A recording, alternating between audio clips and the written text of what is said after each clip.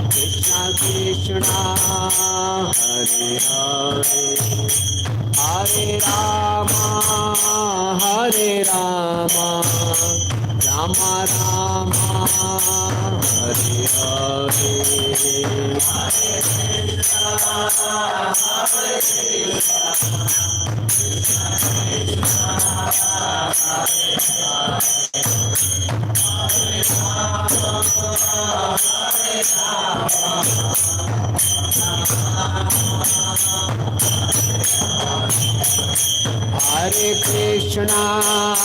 Hare Krishna Krishna Krishna Hare Hare Hare Rama Hare Rama Rama Rama Hare Hare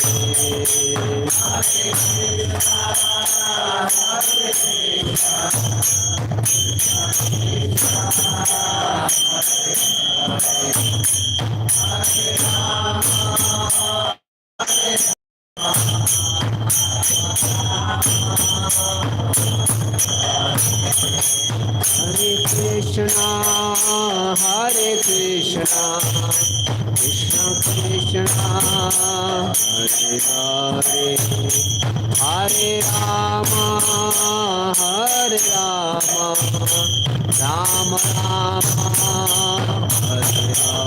Hare Krishna Krishna Hare Hare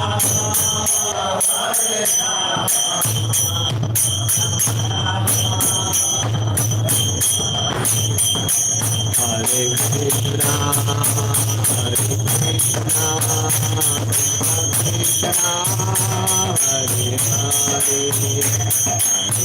Rama Rama Rama Hare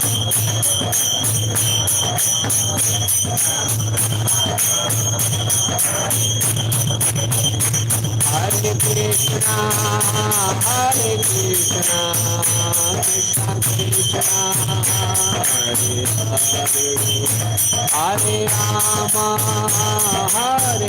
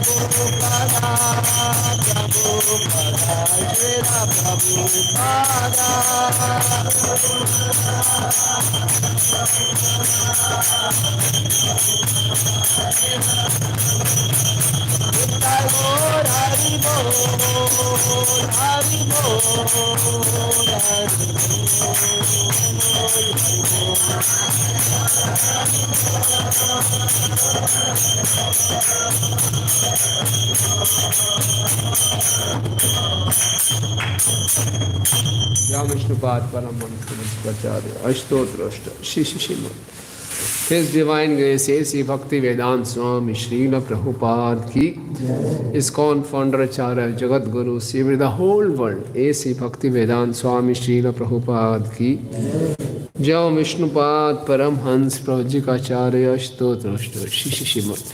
His Divine Grace Srila Bhakti Siddhanta Sri Thakur Maharaj Prabhupada ki, Anant Koti Vaishnavin ki, Namacharya Srila Haridas Thakur ki, प्रेम से कहो श्री कृष्ण चैतन्य प्रभु नित्यानंद श्री अद्वैत गदाधर शिवासादि गौर भक्त वृंद की, श्री श्री राधा मदन गोपाल जी की, निताई चंद गौर सुंदर की, विंध्य देवी तुलसी महारानी की, ग्रंथराज श्रीमद् भागवतम की, निताई गौर प्रेमानंदे. All glories to the assembled devotees, all glories to the assembled devotees, all glories to the assembled devotees, all glories to Shri Guru and Gauranga, all glories to Srila Prabhupada ki jai. Om Namo Bhagavate Vasudevaya.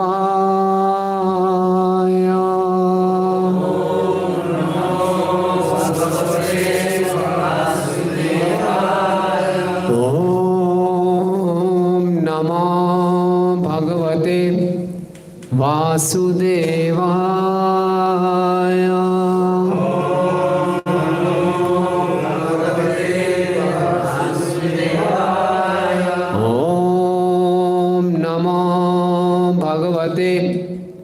Vasudevaya.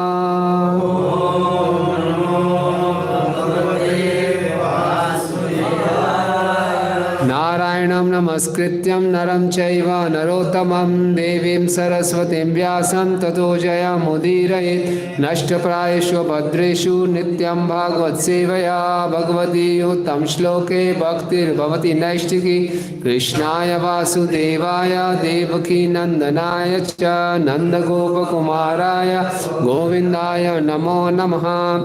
ग्रंथ श्रीमद् भागवतम दशम स्कंद छठा अध्याय. अध्याय का नाम है पूतनावध.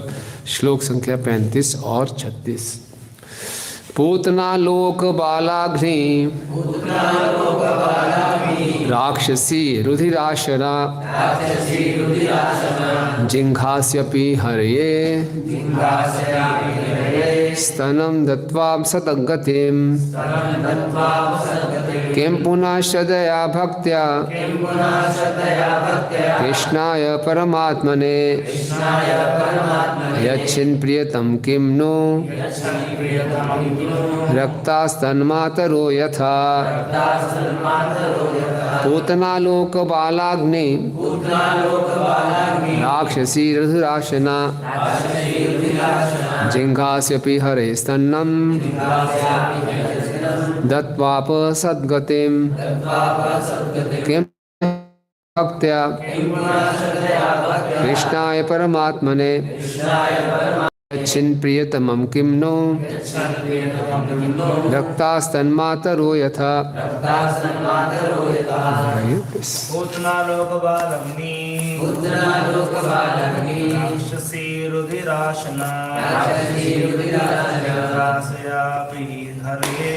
जिघास्यापि हरये स्तनं दत्त्वा सद्गतिं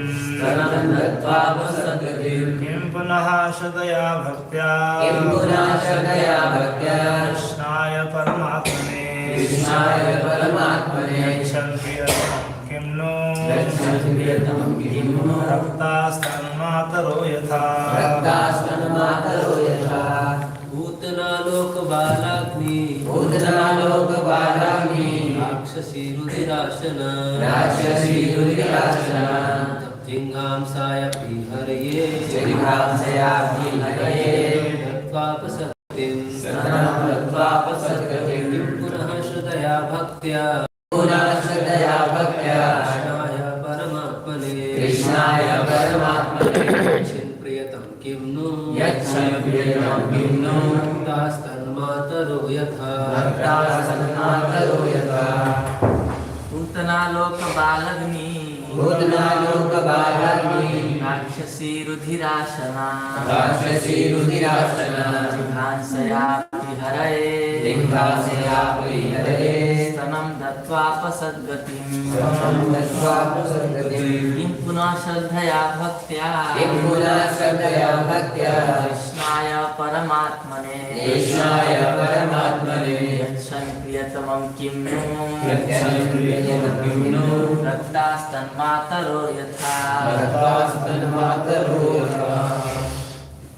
मातु जी शब्दार्थ अनुवाद एवं तात्पर्य ऐसी भक्ति विधान स्वामी शिला प्रभुपाद जी के द्वारा शिला प्रभुपाद की पूतना पेशेवर राक्षसी पूतना लोक बालाग्नि जो मनुष्यों के बालकों को मार डालती थी। राक्षसी राक्षसी रुधिरशना खून की प्यासी जिघांसया कृष्ण को मार डालने की इच्छा से कृष्ण से ईर्ष्या करने तथा कंस द्वारा आदेश दिए जाने से अभी भी हरिये भगवान को स्तनम अपने स्तन दत्वा प्रदान करके आप प्राप्त किया सद्गतिम वैकुंठ का सर्वोच्च पद।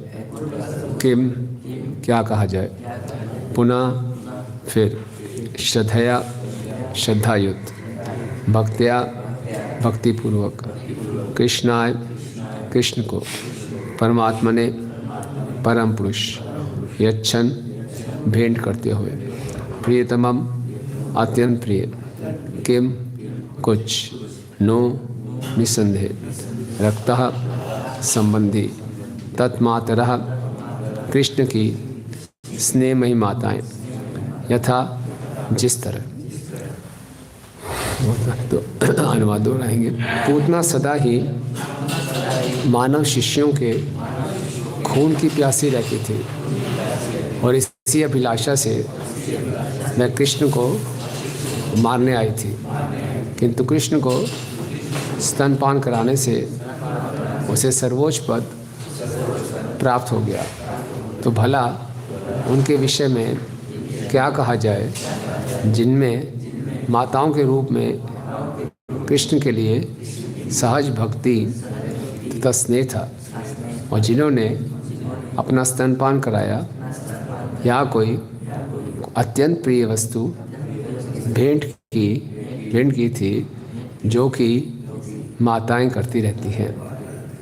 तात्पर्य पूतना को कृष्ण से कोई स्नेह ना था, प्रत्युत वह उनसे ईर्ष्या करती थी और उन्हें मार डालना चाहती थी। फिर भी जाने अनजाने उसने उन्हें स्तनपान कराकर परम गति प्राप्त की। किंतु वात्सल्य प्रेम में अनुरक्त भक्तों की भेंट अत्यंत निष्ठायुक्त होती है। माता अपने पुत्र को स्नेह तथा प्रेम से कोई वस्तु भेंट करना चाहती है तो उसमें ईर्ष्या का लेख मात्र भी नहीं रहता। अतः हम यहाँ तुलनात्मक अध्ययन कर सकते हैं। यदि पूतना उपेक्षा भाव से ईर्ष्यापूर्वक स्तनपान कराकर आध्यात्मिक जीवन का ऐसा सर्वोच्च पद प्राप्त कर सकती है तो भला माता यशोदा तथा अन्य गोपियों के विषय में क्या कहा जाए, जिन्होंने कृष्ण की सेवा लाड प्यार के साथ की और कृष्ण की तुष्टि के लिए हर वस्तु अर्पित कर दी। गोपियों को स्वतः परम पद प्राप्त हुआ।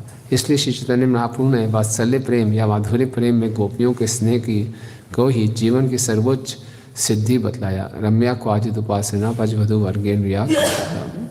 ओम अज्ञानतिमिरन्धस्य ज्ञानञ्जनशलाकया चक्षुरुन्मिलितं येन तस्मै श्रीगुरुवे नमः।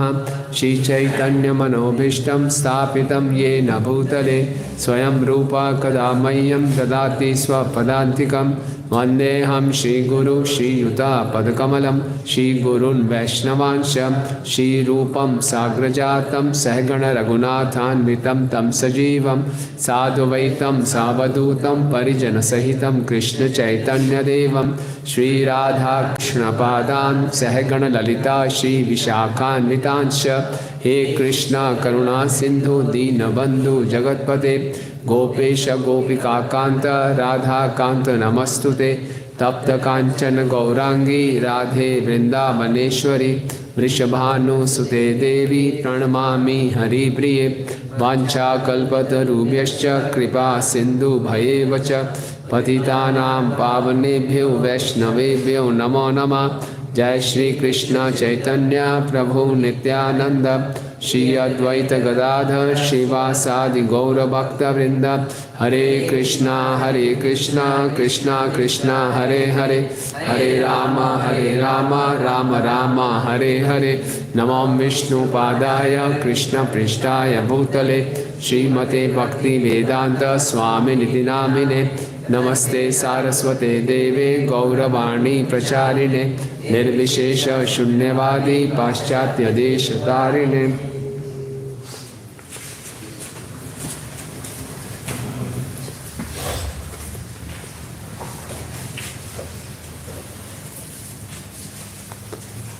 हरे कृष्णा।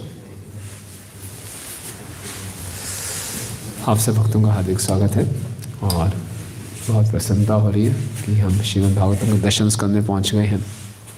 पूतनावध भागवतम के दशम स्कंद की तुलना भगवान के सुंदर मुखारविंद से की गई है और आश्रय तत्व है।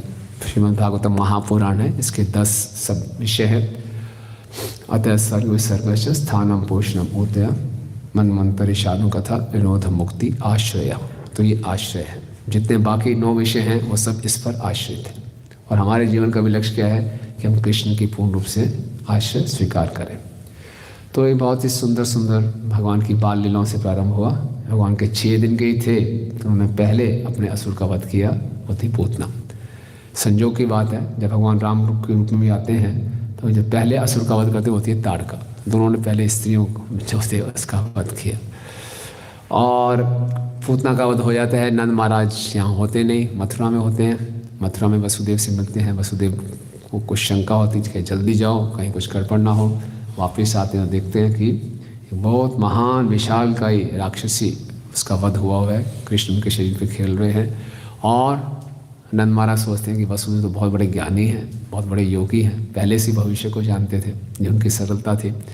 फिर पूतना के शरीर को काट के 12 किलोमीटर लंबा शरीर और यहाँ से कहाँ पड़ गया, मुंडका तक पहुँच गया, दिल्ली बॉर्डर क्रॉस कर दिया और उसको काट के उसको जलाया गया तो उससे उगरू की खुशबू आई। आचार्य कहते हैं कि व्रजवास इतने हैरान हो गए, ऐसा धुआं उठ रहा था, उनको लगा कि ऐसे कि सूतल लोक में बलि महाराज को यज्ञ कर रहे बहुत, और इतनी सुगंध आ रही थी। क्यों? भगवान ने पूतना जैसे पापी शरीर को छुआ था, भगवान के स्पर्श करने मात्र से ही वो शुद्ध हो गई थी।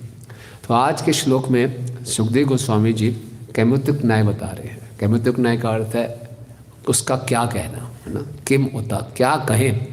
जैसे कि कोई वेट लिफ्टर है, अगर वो 1 क्विंटल या 100 किलो का वेट उठा सकता है तो 10 किलो कैसे नहीं उठाएगा, उठा ही लेगा।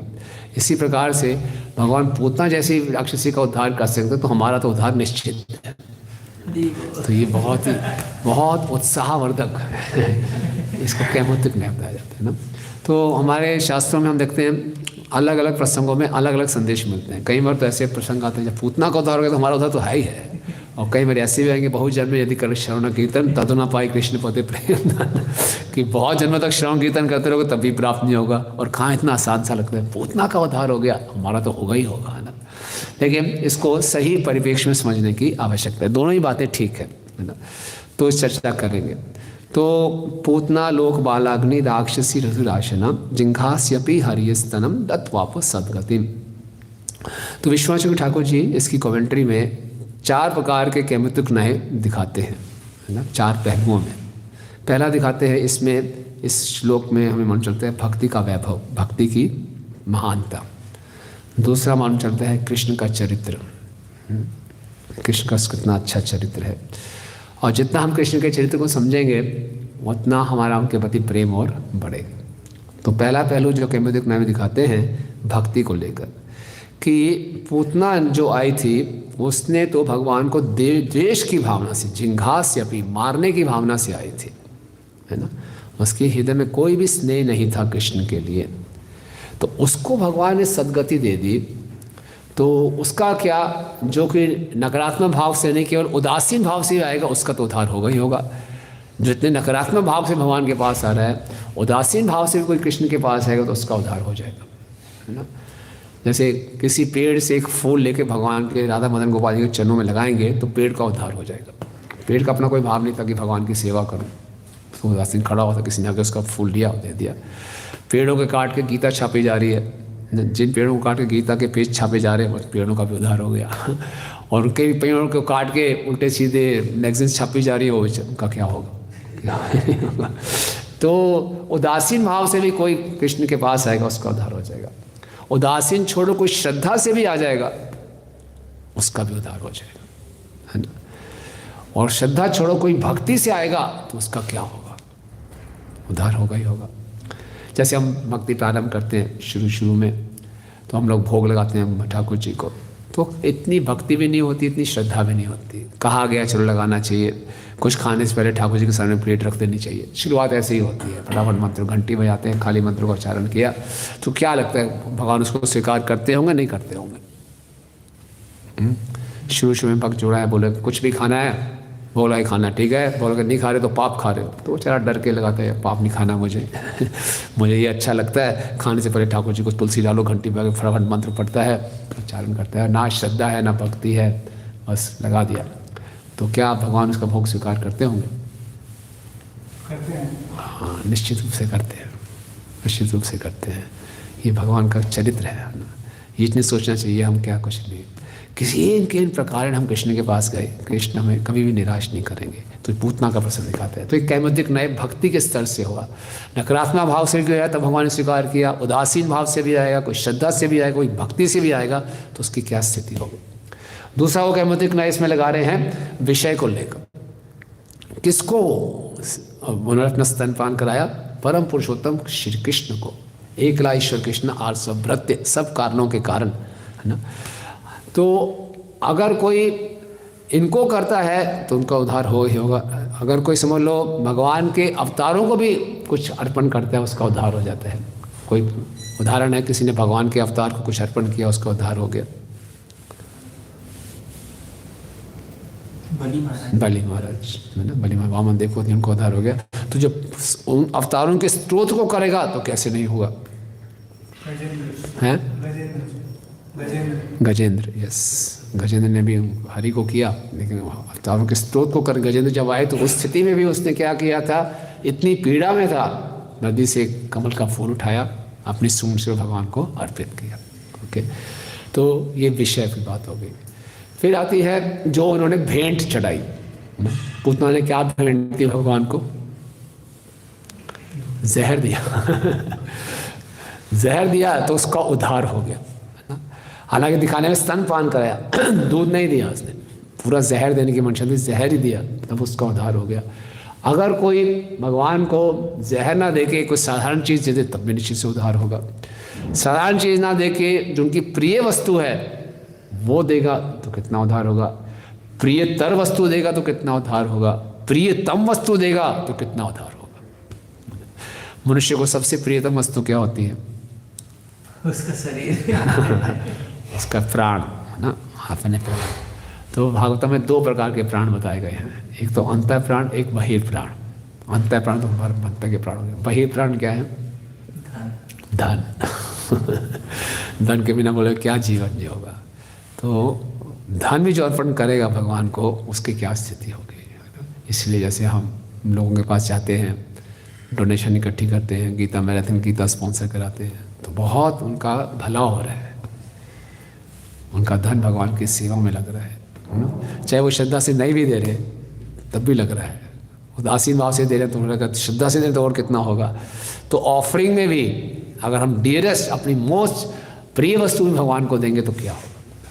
तो किस किस में किया हमने? भक्ति का कैमोत्विक न्याय दिखाया विष्णु ठाकुर जी ने, और विषय का दिखाया, और भेंट का दिखाया। अब चौथा इसमें एस्पेक्ट करता है आश्रय का, करने वाला भक्त, है ना। कौन है यहाँ पे? पूतना। पूतना की क्या क्या अयोग्यताएं दिखाई दे रही हैं इस श्लोक में? हाँ, पहले तो वो है पूतना। पूतना का जन्म ही निम्न है, एकदम पेशेवर थी, है ना, प्रोफेशनल किलर। वो भी बच्चों को मारने वाले, इतनी दुष्ट, तो उसका जन्म ही इतना निम्न उसमें कुल में हुआ। और फिर उसके कर्म लोकवागिनी, बच्चों को मारती थी। क्या पेशा जी उसका? बच्चों को मारना मेरा पेशा है। जन्म भी इतना निम्न, कर्म भी इतना निम्न, और उसकी संग कैसे था? राक्षसी, राक्षसों के बीच में रहती थी। किसी का जन्म खराब हो, कर्म खराब हो, लेकिन अगर उसका संग अच्छा है तो कुछ उम्मीद रहती है। संग भी खराब, जन्म भी खराब, कर्म भी खराब, तो खान पान तो ठीक होगा नहीं, रुधिर आशना, खून पीती थी। तो किसी का जन्म कर्म संग भी खराब हो, कुछ प्रसाद खिला दो उसका उद्धार हो जाएगा, तो रक्त पीती थी। तो हर दृष्टि से बिल्कुल निम्न थी। ऐसे चरित्र ने जब भगवान को कुछ अर्पण किया, वो भी द्वेष की भावना से, तो भगवान ने उसका उद्धार कर दिया। तो अगर कोई साधारण मनुष्य जिसके ठीक कुल में जन्म है, कोई बुरे कर्म नहीं है, ठीक ठीक संग है, सही खाता है, तो फिर उसका क्या होगा? और उससे बढ़कर वो जो भक्त हो, सब कुछ भगवान को भोग लगा खाता हो, भक्तों का संग करता हो, और उससे बढ़कर वो जो भगवान का प्रेमी हो, और उससे बढ़कर वो जो भगवान को प्रियतम हो, जैसे कि गोपियाँ जिन्होंने अपना स्तन और दूध भगवान को अर्पण किया, तो निश्चित रूप से उनका उद्धार होगा। तो इससे हमें मालूम चलता है कि ये जो भगवान का जो चरित्र है, भक्ति रसामृत सिंधु में रूप गोस्वामी जी भगवान के अलग अलग गुणों का वर्णन करते हैं कि जैसे एक साधारण जीव और मजी में 50 गुण होते हैं, शिव जी में 55 होते हैं, नारायण में 60 गुण होते हैं, और भगवान श्री कृष्ण में 64। तो जो नारायण में 5 गुण एक्स्ट्रा हैं, उसमें से एक विशेष गुण है हतारी गतिदायका। हतारी गतिदायका, कि जो अपने शत्रुओं का हनन कर उनको गति प्रदान करते हैं, मुक्ति प्रदान करते हैं। ये केवल नारायण में ही ये गुण है, जिनकी विशेषता है ना। ये कृष्ण का पहला गुण निकल के आता है। दूसरा गुण इस लीला से क्या मालूम चलता है कि कृष्ण बहुत ही करुणा से भरे हुए हैं, एक्सट्रीमली मर्सीफुल, बहुत करुणा। हम जानते हैं जब भागवतम के 30वें स्कंद में विदुर जी उनसे मिलते हैं, उद्धव जी से, तो भगवान की लीलाओं का वर्णन करते हैं। तो इस लीला का वर्णन करते हैं, अहो बकीयम स्तनकालकूटम जिंघास्याप्याद्यपि असाधवी देभे गतिम धात्र उचितार्थ अन्यम कम्मा दयालुम शरणम व्रजेम। आओ, कितने आश्चर्य की बात है ना। बकीयम का सुर की बहन, स्तन कालकूटम, अपने स्तन पे कालकूट जहर लगा के आई थी, जिंघा से पूरे द्वेष से भरी हुई, असाध्वी थी, लेकिन उसको क्या प्राप्त हो गया? लेभे गतिम धात्री उचिताम तथा अन्यम, उसको धात्री का, भगवान की जो दाई होती है माता का स्तर प्राप्त हो गया। तो ऐसा उनसे, भगवान से बड़ा दयालु और कौन होगा, क्यों ना हम उनकी शरण में जाएं, है ना। इसके तात्पर्य में श्रील प्रभुपाद जी बहुत सुंदर बातें लिखते हैं। प्रभुपाद जी लिखते हैं, मैं इंग्लिश में पढ़ता हूँ, फिर वो हिंदी में बताएंगे। The Lord accepts the least qualification of the living entity and awards in the highest reward. This is the standard of his character. छोटी सी योग्यता को भगवान स्वीकार करके उनको उच्चतम से उच्चतम उसका रिवार्ड, क्या बोलेंगे, परितोष देते हैं, उसका इनाम देते हैं। छोटी सी योग्यता, बस केवल अपना स्तन पान कराया, दूध पान भी नहीं कराया, भगवान ने बोला बहुत है बस, और उसको माँ का स्तर दे दिया। ये भगवान का चरित्र है। भगवान इतने कृपालु हैं।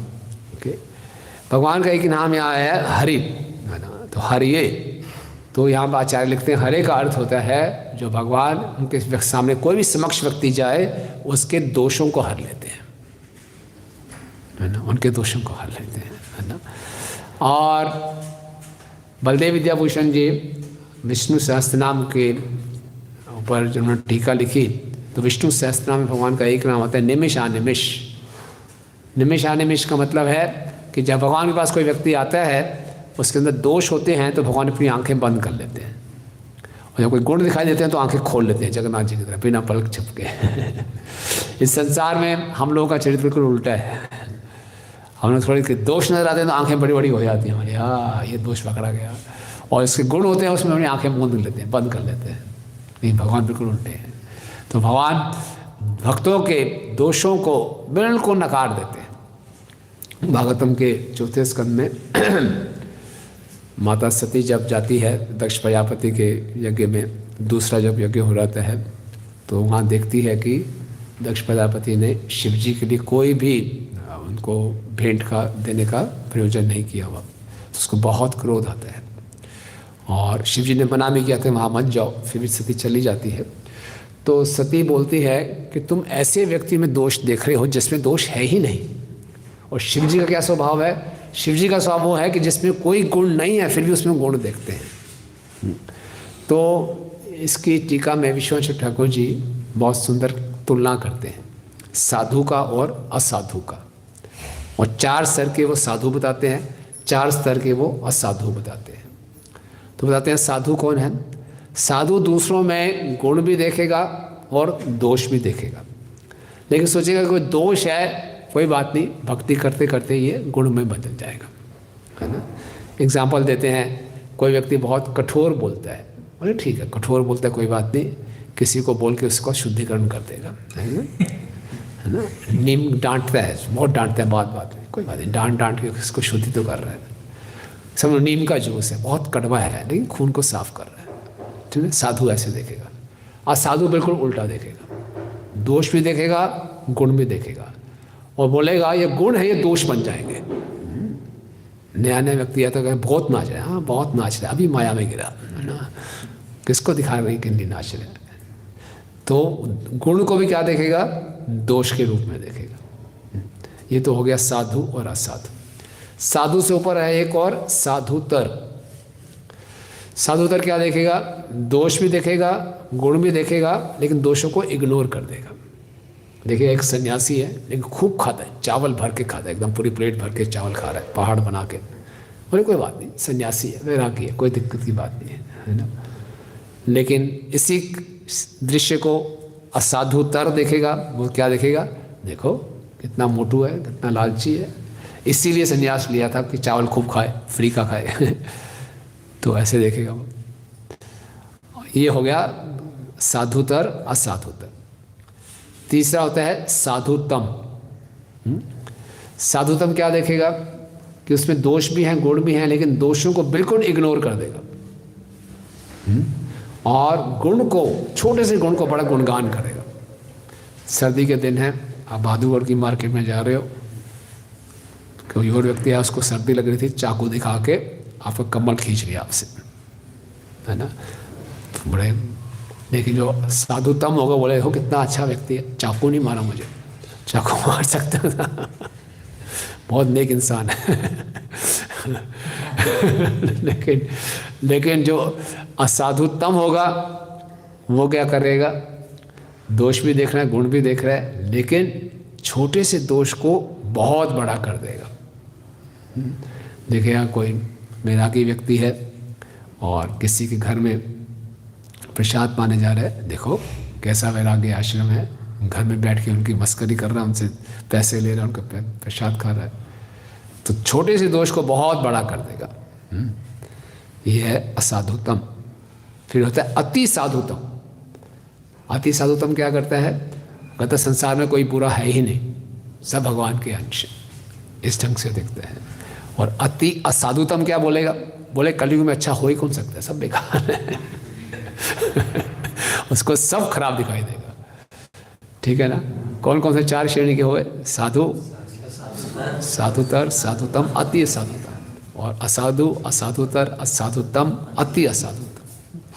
तो ये बताते हैं साधु, साधुतर, साधुतम, अति असाधुतम, ये जितना हमारा सत्वगुण बढ़ता जाएगा ये होता जाएगा, और जितना तमोगुण बढ़ता जाएगा असाधु, असाधुतर, असाधुतम, अति असाधुतम होता जाएगा, है ना।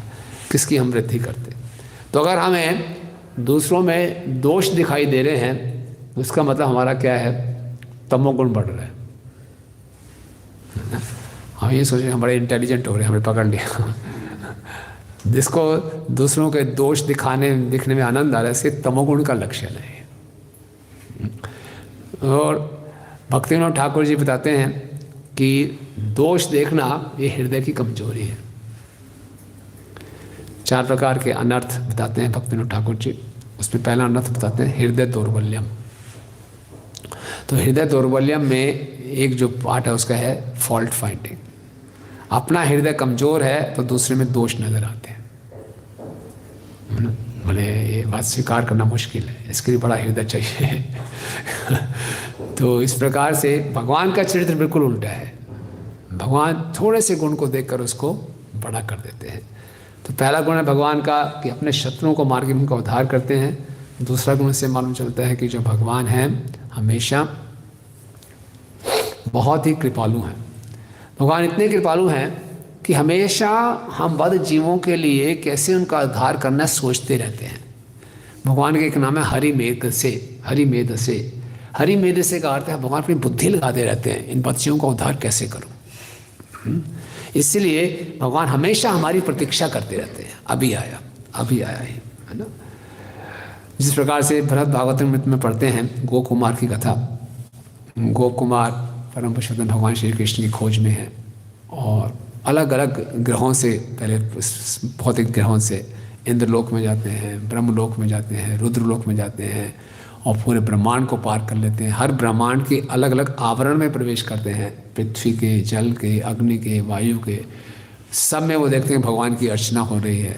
और उसको पार करके ब्रह्म ज्योति से होते हुए, वैकुंठ लोकों से होते हुए साकेत में जाते हैं, द्वारका में जाते हैं, गोलोक धाम में पहुँचते हैं। और यहाँ जब गोलोक धाम में पहुँचते हैं तो संध्या का समय होता है और भगवान कृष्ण बलराम गाय चरा के वापस आ रहे होते हैं। और जैसे ही कृष्ण दूर से गोप कुमार के दर्शन करते हैं, कृष्ण मूर्छित हो जाते हैं। जब कृष्ण मूर्छित हो जाते हैं, सब इकट्ठे हो जाते हैं। वह सब बोलते हैं कौन आ गया है, इसको देखते कृष्ण मूर्छित हो गए हैं। तो बड़ा दुख होता है, सब गालियाँ दिखा रहे हैं इसको, कहाँ से आ गया ये। लेकिन बलराम जी पहचान जाते हैं। तो बलराम जी फिर कृष्ण के पास जाते हैं, उसके कान में बोलते हैं स्वरूप आ गया है, स्वरूप आ गया है। उसका नाम स्वरूप होता है। और कृष्ण चेतना में वापस आते हैं और कृष्ण चेतना में वापस आके आंखों में उनके आंसू हैं और स्वरूप का आलिंगन करते हैं। तो कृष्ण ज़्यादा आतुर हैं कि हम भगवत धाम वापस जाएं। कृष्ण हमारी हमेशा प्रतीक्षा करते रहते हैं, है ना। कृष्ण हमसे इतना प्रेम करते हैं। कोई भी संसार की वस्तु, कुछ भी कृष्ण को रोक नहीं सकता हमसे प्रेम करने के लिए। अगर हम भक्ति में हमेशा दृढ़ रहना चाहते हैं तो इस बात में पूरा विश्वास होना चाहिए कि कृष्ण मुझसे प्रेम करते हैं। कई बार भक्ति में इतने उतार चढ़ाव आते हैं तो अच्छे भक्त भी विचलित हो जाते हैं कि मेरे साथ ऐसा क्यों हो रहा है। लेकिन ये हमारा आधार है कि कृष्ण मुझसे बहुत प्रेम करते हैं, तो ही भक्ति में बचा के रखता है। चाहे कोई, हर जीव से कृष्ण प्रेम करते हैं। इस सृष्टि में अगर सबसे ज़्यादा कृष्ण कॉन्शियस है तो कृष्ण है। कृष्ण कभी भूलते नहीं, सारे जीव मेरी ही संतान है, मेरे ही अंश है, तो उनसे प्रेम करेंगे ही करेंगे।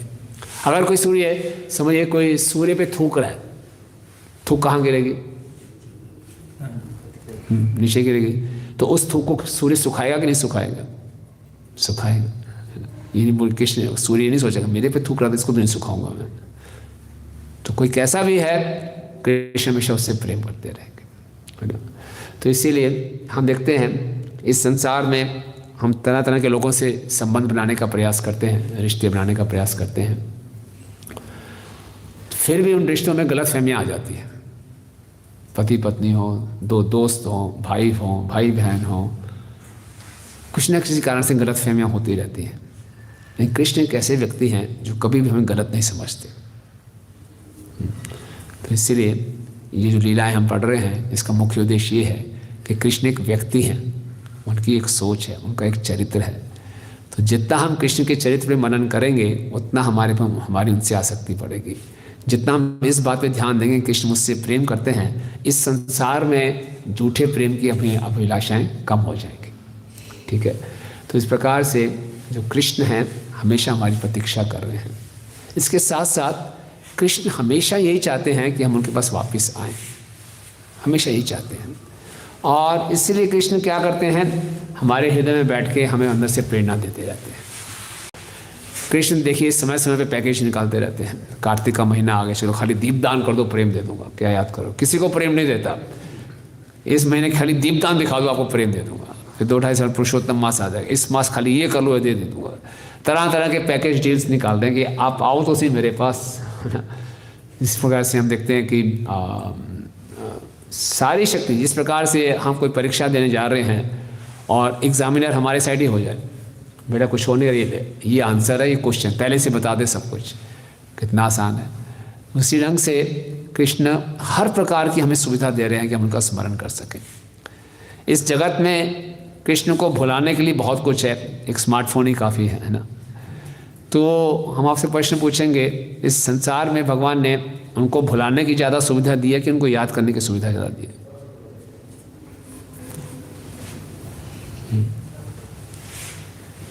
याद करते हैं, याद करते हैं। कैसे? क्योंकि जो भी चीज़ है हमारे पास, हम जो भी चीज़ें हम देख रहे हैं, हम कुछ भी देख के भगवान का स्मरण कर सकते हैं। हम इवन स्मार्टफोन देखते हैं हाँ। तो भी हम ये स्मरण कर सकते हैं कि जिस व्यक्ति ने इसको बनाया है उसमें कितनी बुद्धि है, और बुद्धि किसने प्रदान की, भगवान ने प्रदान की। और हम इवन कुछ भी जल देखे, वायु देखे, मतलब कुछ भी देखे तो इसमें हमें भगवान का स्मरण हो सकता है। ठीक बात है, सही बात है। वो कृष्ण ने ज़्यादा सुविधाएं दी हैं कि हम उनका स्मरण कर सकें। संसार की रचना इसीलिए की गई है कि उनको ज़्यादा से ज़्यादा स्मरण करके हम वापस जा सकें, जो कृष्ण का प्रेम है ना। तो कृष्ण हमेशा हमारी प्रतीक्षा कर रहे हैं, कृष्ण बहुत चाहते हैं हम उनके पास आएँ, और कृष्ण इसके लिए बहुत मेहनत कर रहे हैं, बहुत मेहनत कर रहे हैं कि वापस जाएँ हम, है ना। गजेंद्र के जब गजेंद्र प्रार्थना कर रहे हैं तो एक बहुत सुंदर श्लोक आता है। गजेंद्र उसमें बोलते हैं, मुक्ताय भूरि कारुणाय नमो अल्याय, है ना। मुक्ताय कि आप तीनों गुणों से मुक्त हैं, भूरि करुणाय आप में बहुत करुणा है, और नमो अल्याय यानी कि आप कभी भी सुस्त नहीं होते अपने भक्तों का उद्धार करने के लिए, कभी ढीले नहीं पड़ते। आज छुट्टी है, कभी भगवान को पुकारने के कोई टाइम है पुकारने का, रात को 2 बजे पुकार रहे हो नहीं, हमेशा भगवान तैनात हैं अपने भक्तों की सेवा करने, भक्तों के उद्धार करने के लिए। तो इसलिए कृष्ण हमेशा मेहनत करते रहते हैं, और हम लोग कुछ भी कर लें, जो कृष्ण ने हम पे कृपा करे हम उसको वापस लौटा नहीं सकते। तो ये कृष्ण का गुण है। कृष्ण हमेशा हमसे प्रेम करते हैं, उस प्रेम का अर्थ है कि हमेशा हमारे पे मेहनत कर रहे हैं, हमारे लिए प्रतीक्षा कर रहे हैं। कृष्ण हृदय से चाहते हैं कि हम उनके पास आएँ। और गुण मालूम चलता है भगवान का इस लीला में, भगवान की कृतज्ञता ना। कृतज्ञता अक्सर व्यक्ति तब दिखाता है, उसको कुछ चाहिए होता है, वो मिल जाए तो उस व्यक्ति के लिए बड़ा कृतज्ञ हो जाता है। लेकिन कृष्ण तो आत्माराम है, आप काम में कुछ भी नहीं चाहिए, फिर भी कोई भी भक्त कृष्ण को कुछ भी देता है, भगवान उसके लिए बहुत कृतज्ञ हो जाते हैं। ऐसा नहीं कृष्ण को कुछ लाभ होता है ना, कृष्ण को कोई लाभ नहीं, कोई हानि, लाभ हानि तो है ही नहीं। कृष्ण अपने आप में पूर्ण है, लेकिन कृष्ण को कुछ भी अर्पण करते हैं, कृष्ण उसके लिए कृतज्ञ हो जाते हैं। ये उनका स्वभाव है। पूतना उनको जहर देने आई, लेकिन पूतना अपना स्तन दे दिया तो भगवान उसके लिए कृतज्ञ हो गए, उसको धात्री का स्तर दे दिया। इसी ढंग से हम सुदामा के प्रसंग में देखते हैं। सुदामा क्या ले गए थे कृष्ण के लिए? छोटा सा सूखा सा चिड़वा ले गए थे, गंदे से कपड़े में बांध के। और जब सुदामा कृष्ण से मिले तो सब उन्होंने बातें की, गुरुकुल में हम इकट्ठे थे, और बड़े प्रेम से उनका आलिंगन किया, उनका अभिषेक किया, उनको अपने बेड पे बिठाया। रुक्मिणी जी ने उनका चामर किया। तो भगवान ने बोला कि आपका विवाह तो हो गया होगा? बोले हाँ।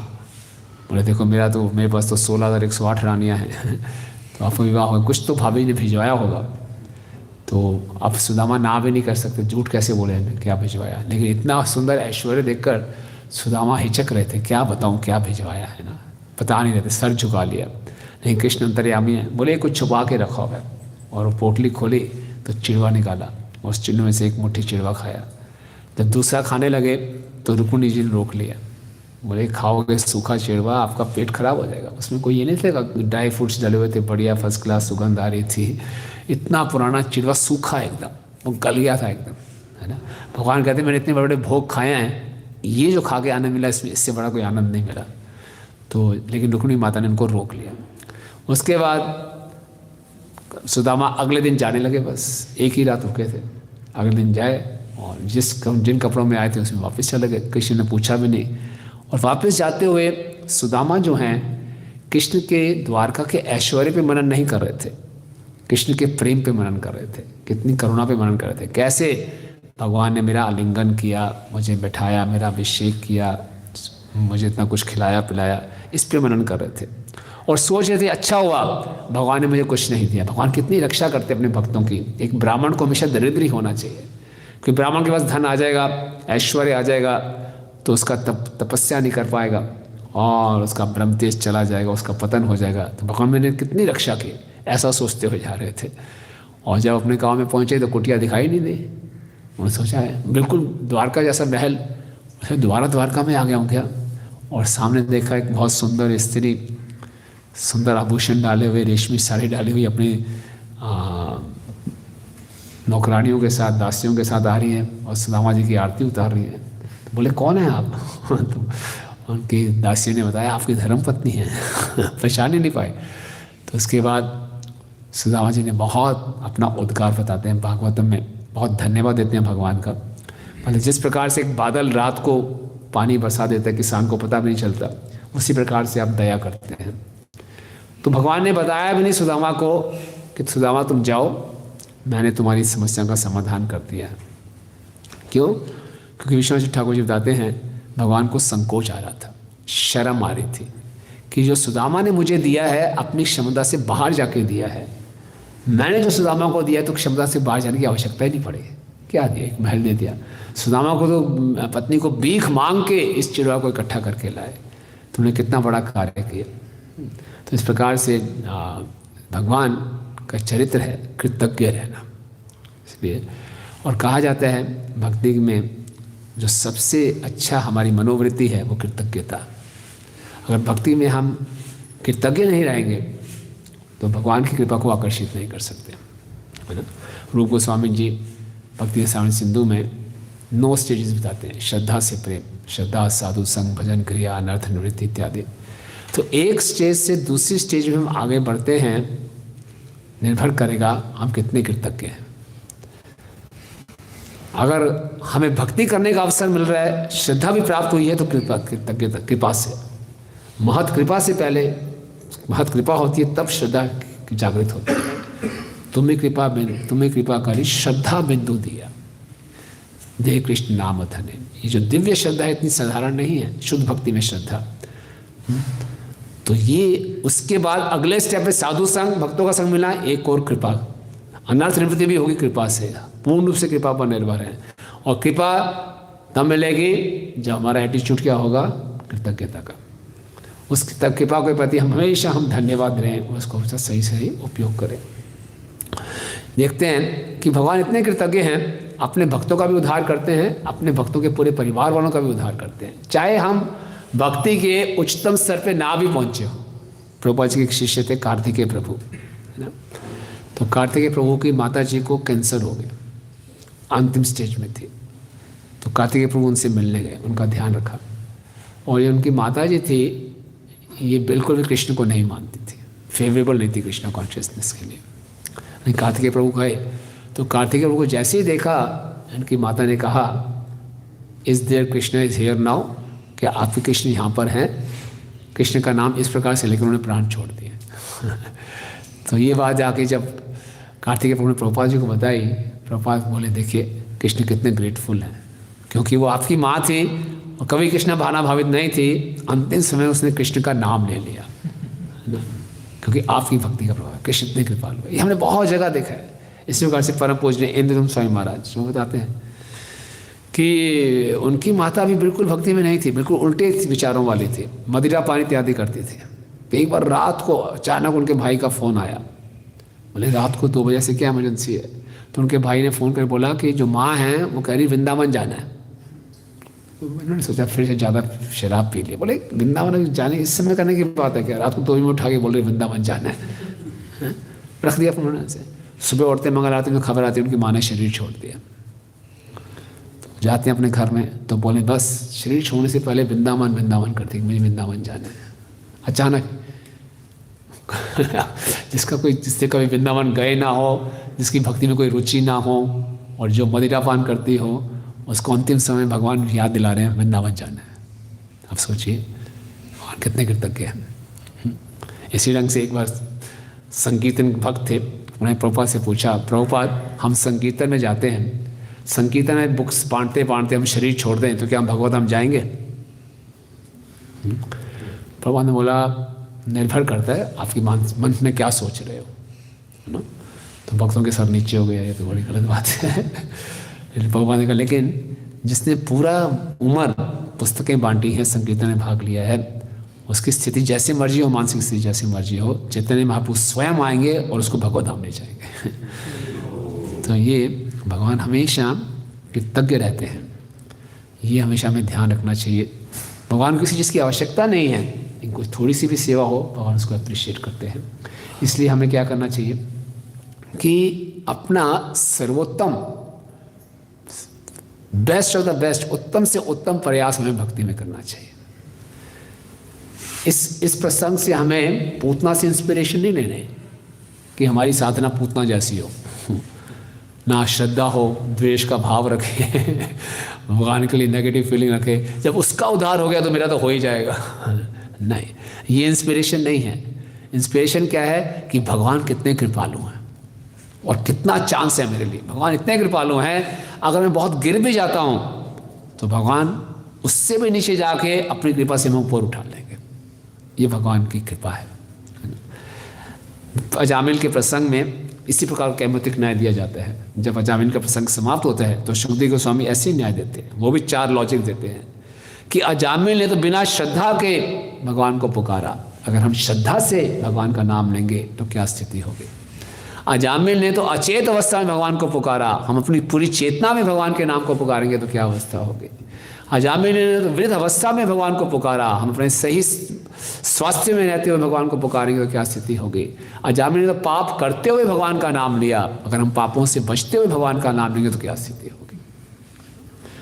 अजामिल के प्रसंग से भी हमें ये इंस्पिरेशन नहीं लेनी चाहिए, चलो जी पूरी उम्र उल्टा सीधा काम करेंगे, आखिर में एक बार हरे कृष्णा बोल देंगे। नहीं, ये सारे प्रसंग हैं हरिनाम की शक्ति को दिखाने के लिए, भगवान की कृपा को दिखाने के लिए।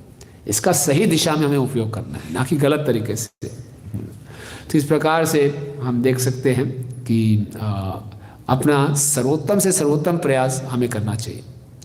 परम पूजनीय राधा गोविंद महाराज अपनी कथा में बता रहे थे कि वो पहले हर साल हरिद्वार में कथा किया करते थे, तो उनके पास एक कपल आया करता था जो कि बहुत धनाढ़ था, धनी थे। तो उन्होंने कथा बताई कि हम इतने धनी कैसे बने। बोले एक समय था कि हम इतने गरीब थे कि जन्माष्टमी का उत्सव आया, हमारे घर में कुछ पैसा नहीं था कि हम जन्माष्टमी मनाएं। उन घर में विग्रह थे, उन विग्रह राधा कृष्ण के विग्रह थे, उन विग्रह का नाम भी राधा गोविंद था। तो बोले हमने जन्माष्टमी तो मनानी है। तो जन्माष्टमी मनाने के लिए उन्होंने क्या किया, अपने घर के सारे बर्तन बेच दिए, है ना। सारे बर्तन बेच के जो धन आया उसमें उन्होंने बहुत बढ़िया से प्रसाद बनाया, लोगों को उत्सव किया, श्रृंगार किया, भगवान का किया। लोग भी आए और जब उनको मालूम चला सब लोगों को कि ये ऐसी स्थिति, इतना प्रेम है कि भगवान का जन्म उत्सव मनाने के लिए घर के बर्तन बेच दिए, तो धीरे धीरे भगवान ने ऐसा कमाल किया, आर्थिक स्थिति बहुत सुधर गई, है ना। तो जो कुछ भी है उसको हमें देना चाहिए, है ना। भक्ति सरस्वती ठाकुर महाराज जी के एक शिष्य थे, भक्ति रंजन प्रभु शायद, है ना। बाग बाजार में जो मठ है वो उन्होंने बनवाया था, वो गृहस्थ आश्रम में थे और अपना सब कुछ उन्होंने लगा दिया और वो कंस्ट्रक्शन में हर चीज़ टॉप क्वालिटी की लगाना चाहते थे। भक्ति सिद्धांत सरस्वती ठाकुर उनको डांटते थे, प्रोजेक्ट को स्लो कर रहे हो, इतने हर चीज़ इतनी टॉप लगाने की आवश्यकता नहीं होती। नहीं, उन्हें भगवान की सेवा में उत्तम से उत्तम चीज़ रखनी चाहिए। तो अपना सब कुछ उन्होंने अर्पण किया और फिर अपना शरीर छोड़ा उन्होंने। आज भी आप जाएंगे बाग बाज़ार के उस मठ में, उनका बाहर मूर्ति है उनकी, बाग बाज़ार के मठ के बाहर। तो ये जो प्रसंग है हमें शिक्षा देता है कि पूतना जैसी स्त्री का जो राक्षसी थी, लोक भागनी थी, रुधिर आशना थी, उसका भगवान ने उद्धार कर दिया। ये भगवान का चरित्र दिखाता है, भक्ति की शक्ति दिखाता है कि भगवान कितने कृपा करते हैं। और भक्ति केवल कृपा पर निर्भर है, और कृपा की कोई कमी नहीं है। भगवान हमसे प्रेम करते हैं, भगवान ज़्यादा उत्सुक हैं हम भगवत हम वापस जाएं, और भगवान इसके लिए हमारे लिए प्रतीक्षा कर रहे हैं। भगवान हर प्रयास कर रहे हैं कि बद्ध जीव किसी ढंग से मेरे प्रति उन्मुख हो जाए, मैं उसका उद्धार कर दूंगा। तो हमें अब क्या करना है कि हमेशा हम भक्तों के संग में रहते हुए कृष्ण के प्रति उन्मुख रहें, कृतज्ञ रहें और अपने उत्तम से उत्तम हम प्रयास हमेशा कृष्ण को संतुष्ट करने के लिए करते रहें। ठीक है, हरे कृष्ण। किसी को प्रश्न या टिप्पणी है, क्वेश्चंस? बहुत अच्छा क्लास है, थैंक यू। कृतज्ञता को हम ये इंटरनल क्वालिटी है कम्प्लीटली, या जो एक्सटर्नली मैनिफेस्ट होती है। Thank you. कृतज्ञता आंतरिक गुण है कि एक्सटर्नली मैनिफेस्ट होता है? आंतरिक गुण होगा तभी ये बाहरी रूप से प्रकट होगा, है ना। ये वाणी के द्वारा होगा, धन्यवाद बोलेंगे, और एक्शंस के द्वारा होगा। प्रभुपाद से किसी ने पूछा, प्रभुपाद हम बहुत कृतज्ञ हैं, हम कैसे कृतज्ञता प्रकट करें? प्रभुपाद ने कहा, डू एज आई डिड, जैसे मैंने अपने गुरु के आज्ञा का पालन किया आप कीजिए। वाणी से हम कहते हैं जय प्रभुपाद, जय प्रभुपाद को धन्यवाद देते हैं, प्रतिदिन गुरु पूजा गाते हैं, गुरु अष्टकम गाते हैं, ये वाणी से प्रकट हो रहा है। और पहले, उससे पहले मन से हमें उनके बारे में सोचना पड़ेगा कि कितना मेरे पर इन्होंने हम पे कृपा की। अगर समझ लीजिए मन में विचार नहीं आ रहे कृतज्ञता के, तो क्या करें? तो उसकी प्रैक्टिस करें। एक्सटर्नल से इंटरनल होगा, इंटरनल से एक्सटर्नल होगा, है ना। इसकी प्रैक्टिस भी करें। ये बहुत विशेष गुण है जिसको हमें कल्टीवेट करना चाहिए, ठीक है ना। इसकी प्रैक्टिस कर सकते हैं। परम पूजनीय हैं रोमापाद स्वामी महाराज का एक लेक्चर सुन रहा था। वो बोलते हैं कि मेरे को दो चीज़ों ने बचाया भक्ति में। मेरी स्थिरता दो कारणों से है। एक है श्रीमद् भागवतम, और दूसरा है मैं प्रतिदिन एक ग्रेटिट्यूड का, कृतज्ञता का एक रजिस्टर मेंटेन करता हूँ, डायरी मेंटेन करता हूँ। प्रतिदिन मैं अपनी कृतज्ञता प्रकट करता हूँ। उससे मैं बचा हुआ हूँ, उससे मेरी एक पॉजिटिविटी बनी हुई है, श्रीमद् भागवतम, है ना। तो कहते हैं इसको प्रैक्टिस करके इस गुण को अपने अंदर विकसित कर सकते हैं। Yes, thank you so much. Putana जैसे उनको तो धात्री का एक आना मिला, इसमें हम देखते हैं कि उनके विषय भी था इतना, जो आपने स्कंद तीसरे स्कंद का वो बताया, उसमें मतलब उसका भी आता है कि अर्जुन और बैटलफील्ड का, कुरुक्षेत्र का, भगवान ने सबको आंखों से जो है देखकर, अर्जुन का इंटरफेरेंस था तभी जो हमको भगवान का सानिध्य प्राप्त हुआ। तो यहाँ पर तो हम भक्त का कोई सानिध्य नहीं देखते इसके अंदर, कि पूतना के अंदर जो है कि पूतना को भगवान का धात्री का औहदा मिल गया बिना भक्त के इंटरफेरेंस के। बिना कोई भक्त बीच में नहीं है, सीधा डायरेक्ट कृपा। डायरेक्ट कैसे कृपा? जो है भगवान का प्रेम मिल गया, वो भी नहीं, प्रेम नहीं मिला। पूतना को भगवान का प्रेम प्राप्त नहीं हुआ। धात्री तो प्रेम का ही होगा। हाँ, धात्री हैं, हमारे आचार्यगण कहते हैं पूतना का स्तर यशोदा जैसे नहीं है। यशोदा के अंदर प्रेम है, पूतना को सुख और ऐश्वर्य ये प्राप्त हुआ। ये अलग अलग स्तर हैं। उसका स्तर कभी भी यशोदा के समान नहीं रहा। और उसकी वो धात्री भी बनी। कृष्ण की दो मुख्य धात्री हैं, अंबिका और क्लिम्बिका। तो ये मुख्य धात्री हैं। उसका स्तर अंबिका क्लिम्बिका तरह भी नहीं रहा। जैसे भगवान असुरों को सायोजी मुक्ति दे देते हैं, इस थोड़ा मुक्ति से थोड़ा ऊपर सुख दिया उसको, पूरा ऐश्वर्य दिया, लेकिन प्रेम नहीं, है ना। प्रेम तो हर स्टेज पे, जैसे सेवा दास्य भाव में प्रेम है, ऊपर जो है साख्य में प्रेम है। हाँ, इस भाव में नहीं है। एक प्रकार की ये प्रेम भी तो है, उत्तम तरह की एक मुक्ति है। उतना को जो मुक्ति ही है। एक तरीके से उसके अंदर प्रेम का भाव नहीं था। प्रेम इतना सस्ता नहीं है। हाँ, प्रेम इतना सस्ता नहीं है। उसको सुख और ऐश्वर्य से उसका मुख्य वो था, और उसको धात्री का स्तर दे दिया, लेकिन निजी धात्री ऐसे बने ऐसे नहीं, है ना। और कहीं मुख्यतः भगवान की कृपा भगवान के भक्तों के माध्यम से बनती है। नहीं, ये केसेस हैं भगवान डायरेक्ट भी कृपा कर सकते हैं, डायरेक्ट कृपा की है। बट उसके पीछे भी हम देखते हैं किसी भक्त का भी हाथ होता है, पिछले जन्मों में या कहीं पे। पिछले जन्मों में यही हाथ था कि ये बलि महाराज की बेटी थी रत्नमाला। वो प्रसंग जानते होंगे। वामन देव जी को सुंदर रूप को देखे, इसके अंदर इच्छा तो नहीं इसको मैं स्तनपान कराऊं। जब वामन देव ने अपना पूरा रूप दिखाया तो बोले तो इसको मैं मार दूं जहर दे के। तो भगवान ने दोनों इच्छाएं उसकी पूरी की दैट में। तो भगवान डायरेक्ट भी कृपा कर सकते हैं, ऐसा नहीं करें। साधारणतः भक्तों के माध्यम से होती। ठीक है, यस। तो जी इसमें इस क्वेश्चन में अंडरस्टैंडिंग ठीक है कि जो ब्रिजवासी जब वो आती है पूतना पूतना जब आती है वेश बदल कर, तो ब्रजवासी उसको रिकॉग्नाइज करते हैं और उसको ये मानते हैं कि भगवान को सर बनना चाहता है। तो ये क्या अंडरस्टैंडिंग ठीक है कि एक भक्त का इन्वॉल्वमेंट और फिर को बेसिकली कृष्ण की सेवा में किसी आचार्य ने ऐसा कहा नहीं। तो एक क्लास हुई थी, इसमें एक भक्त ने शेयर किया।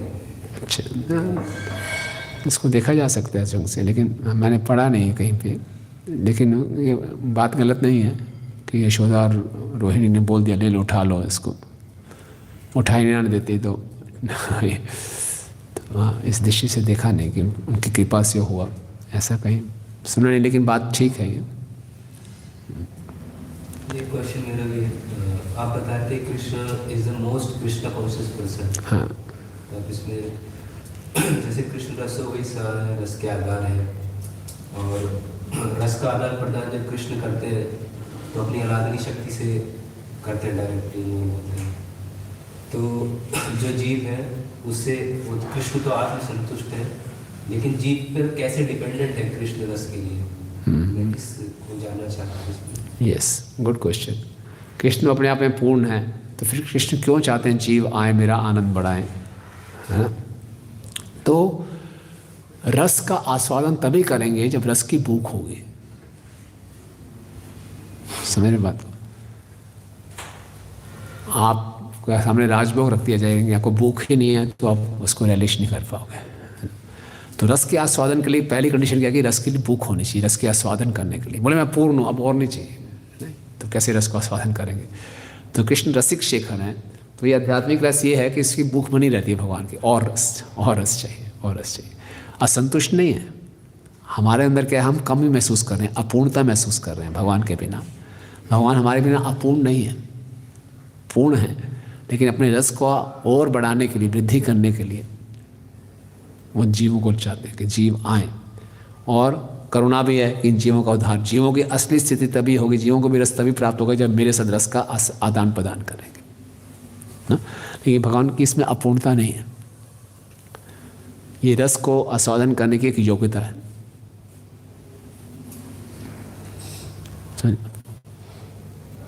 ठीक है, और कुछ? यस।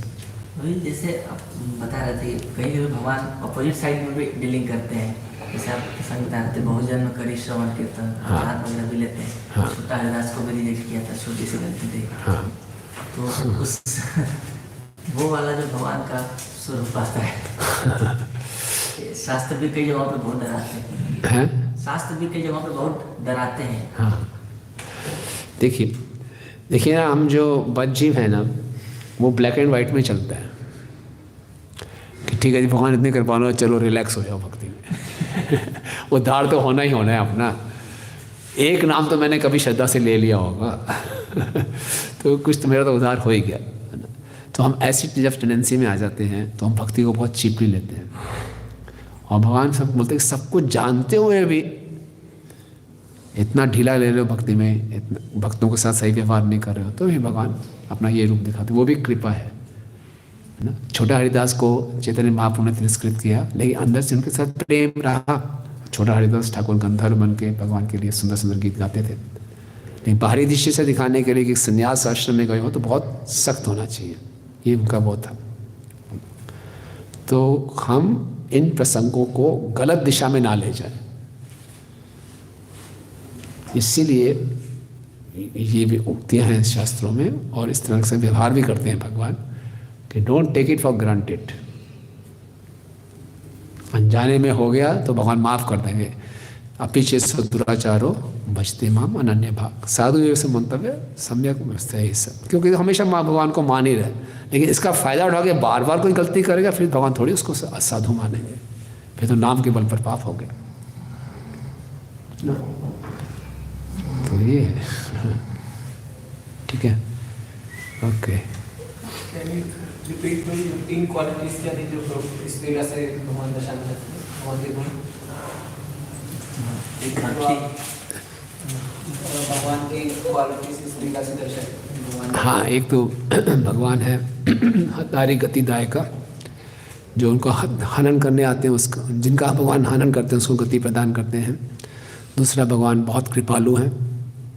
कृपालु में हमने चर्चा किया कि कृष्णा हमेशा हमारे लिए प्रतीक्षा कर रहे हैं। कृष्णा हमेशा हमारे चाह रहे हैं कि वापस आएँ, और कृष्णा हमारे लिए मेहनत कर रहे हैं, हर प्रकार का प्रयास कर रहे हैं कि उन पर वापस आएँ। और तीसरा, भगवान की कृतज्ञता है ना। ये 3 हमने चर्चा किया था। कृतज्ञता इज इनबिल्ट इन, मतलब कृतज्ञता, Krishna is grateful for what, मतलब just for our reciprocation. Yes yes. जिस प्रकार से हमारे आचार्य उदाहरण देते हैं, एक पिताजी अपने बच्चों के लिए एक चॉकलेट लेकर आए। बच्चे ने चॉकलेट खाने से पहले पिताजी को बोला, पापा खाओगे? बोले मेरे को शुगर की बीमारी, मैं खाऊंगा नहीं, है ना। लेकिन बोल दिया ना बच्चे ने, उनको इतना प्रेम आ जाएगा। दूसरा बच्चा चॉकलेट चुपचाप खा गया, बोले एक और लानी थी, कम लाए हो। तो बोले यार बेकार है, हमेशा रोता ही रहता है, और दो। लेकिन मैंने दिया, खाने से पहले मुझसे पूछ लिया, आप लेंगे? मैं लूँगा नहीं। लेकिन भगवान, वो पिता कितने प्रसन्न हो गए। पिता अपने आप में पूर्ण है, इसी ढंग से भगवान अपने आप में पूर्ण है। हम उनको भोग लगाते हैं, भगवान वापस कर देते हैं ऐसे, जाओ अपनी कृपा मैंने डाल दी इसमें, है ना। So that way is complete. उनको भगवान को आवश्यकता नहीं है कि भगवान भूखे लग रहे हैं, यस सर। लेकिन हमने ये किया, उसके लिए भगवान कृतज्ञ हो जाते हैं कि एटलीस्ट मुझे याद किया आपने। हालांकि भगवान की सेवा करके, भगवान का स्मरण करके हमारा ही उद्धार हो रहा है। हम किसी को धन्यवाद बोलते हैं, हमें कुछ चाहिए वो प्राप्त हो जाए, उसको धन्यवाद देते हैं। भगवान कुछ चाहिए नहीं। लेकिन भगवान का मिशन क्या है? बद्ध जीवों का उद्धार करना। तो हम कुछ सेवा करनी शुरू करते हैं तो भगवान धन्यवाद देते हैं कि आप मेरे मिशन को आगे बढ़ा रहे हो, है ना। दैट है। बिकॉज़ ये कॉन्ट्राडिक्टरी क्वालिटीज, मतलब कि भगवान भूखे भी नहीं है लेकिन भगवान हाँ, एक्सचेंज भी करना चाहते हैं। एक्सचेंज भी करना चाहते हैं, केवल हमारे उद्धार के लिए। प्रहलाद महाराज यही होते हैं, निज लाभ तुष्ट। आप अपने आप में पूर्ण हैं, लेकिन जो मैं सेवा कर रहा हूँ मेरे उद्धार के लिए आप ये सेवा स्वीकार कर रहे हो।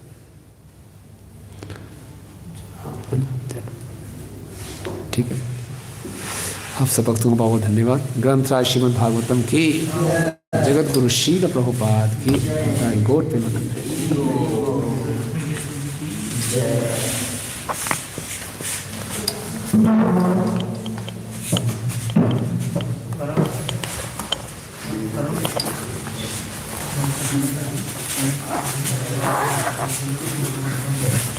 हरे कृष्ण।